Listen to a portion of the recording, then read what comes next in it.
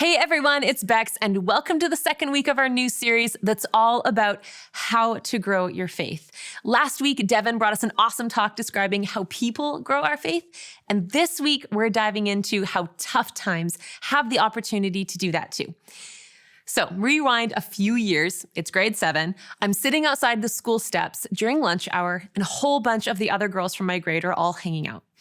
And I'm a bit confused because I just found out that these girls who I thought were my good friends had planned a party for one of their birthdays that was on the past weekend, and I wasn't invited.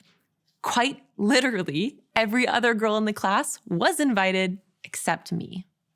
So this conversation comes up and I'm feeling sad, confused, rejected, when one of the girls speaks up for me and asks, "Hey, why didn't you invite Bex? She's really hurt." One of the girls from the now exclusive group says, "Well, sometimes the truth hurts." Ouch. Talk about tough, right?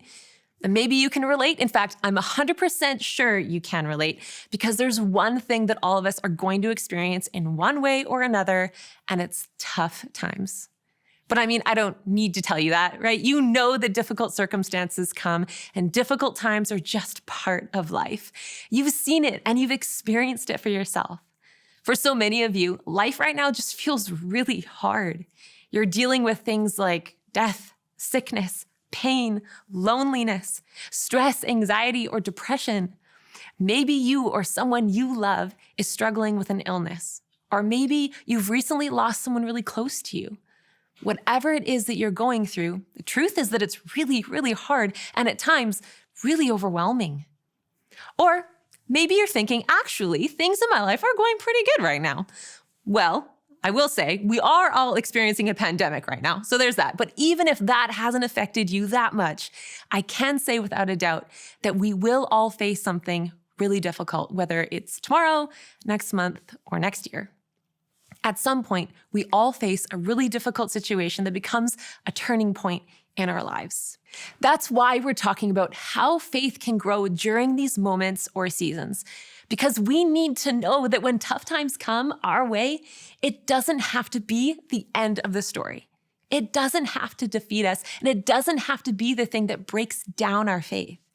Because yes, difficult things are going to happen in our lives, and if we're open to it, God can actually use those things to grow our faith in deeper and stronger ways.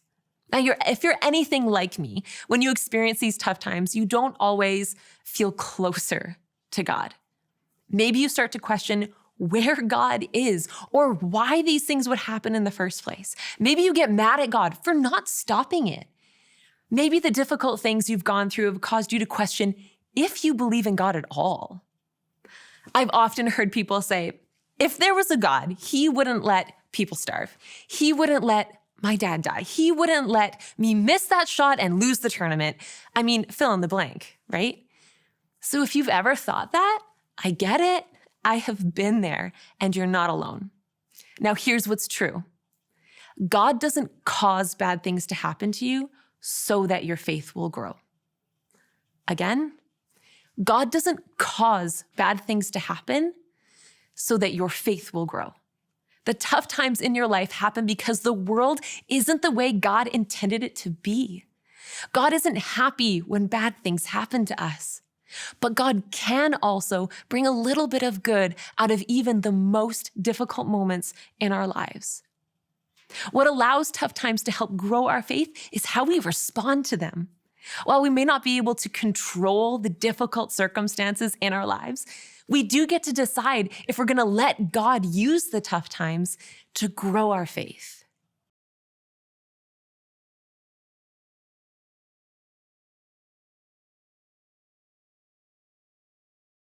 I think maybe the best example we have of tough times changing someone's faith comes from the life of Jesus himself.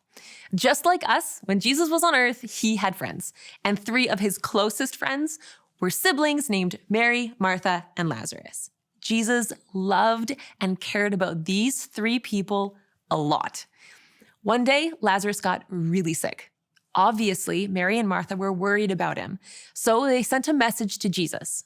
Mary and Martha knew that Jesus had healed a lot of people. So it makes sense that they thought Jesus would be able to heal Lazarus, one of his closest friends, right? Well, fortunately, things didn't turn out the way that they wanted. Jesus didn't rush back to help and heal Lazarus like Mary and Martha hoped that he would. And in that time, Lazarus died. Imagine how confused and upset everyone must have been. Did Jesus just make a huge mistake? Jesus could have stopped his friend from dying, but he didn't. That had to be difficult for Mary and Martha to understand. When Jesus finally made his way back to their house a few days after Lazarus had passed away, Jesus was greeted by Martha, who said this in John 11, verse 21 and 22. She said, "Lord, if you had been there, my brother would not have died. But I know that even now, God will give you whatever you ask." If I put myself in Martha's shoes in that moment, I totally get it.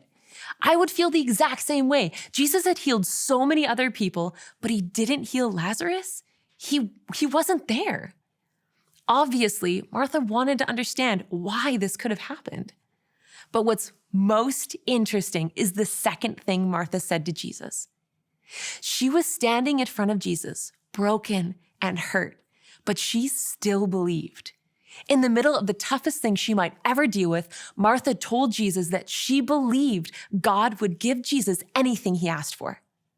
In other words, even in this tough time, she still believed in and trusted God. That's what this moment was really all about. In the middle of the confusion and hurt and pain, the question for Martha is the same one that we ask. Can we really trust God? Can we put our faith in God even when difficult things happen? Martha believed in Jesus even though her brother died. She still trusted him. Sure, she questioned Jesus. She told Jesus exactly how she felt. But still, she believed and trusted in him. Why? Because she knew Jesus, and knowing Jesus changes everything. After this exchange with Martha, something else really significant happened. Jesus wept over the loss of his friend. And if you ask me, this is huge. When we wonder where God is in the middle of our suffering or how God feels about the pain that we're experiencing, we can look to this moment with Jesus, who was God on earth, and find our answer. Jesus wept. He cried over the loss of his friend. Jesus cried over the pain Mary and Martha were experiencing. Jesus showed up, sat with them in the middle of their toughest moment, and he cried. And Jesus does the same for us. When tough times come our way, we are not alone. Jesus shows up to be with us. He cares about us. He cares about our pain, and he wants to sit with us in our toughest and most difficult moments.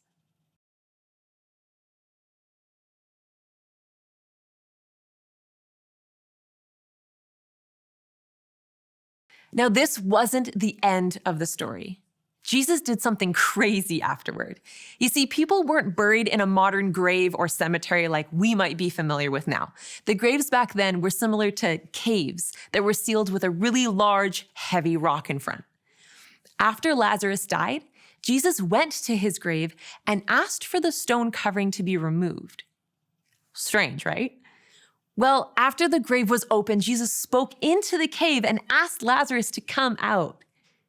Okay, pause, okay? Because I feel like today's equivalent of that happening would be like going to the funeral at the cemetery, seeing Jesus speak to a casket and be like, "Yo, Lazarus, get up, let's go." At first, I'd be like, okay, Jesus is losing it, until what happens next. Remember that knowing Jesus changes everything? And in this case, it changed death to life, because Lazarus walked right out of that grave, completely and totally alive. So first we see Jesus telling someone who's been dead for 4 days to get up, and then we actually see that person get up and walk out. First, I was like, Jesus is losing it, but now based on what I'm seeing, I'm losing it. If this sounds crazy, it's because it is. Lazarus had been dead for days at that point. How could speaking into a grave do anything? Did Jesus do this just because Lazarus was his friend? Was he trying to make Mary and Martha feel better?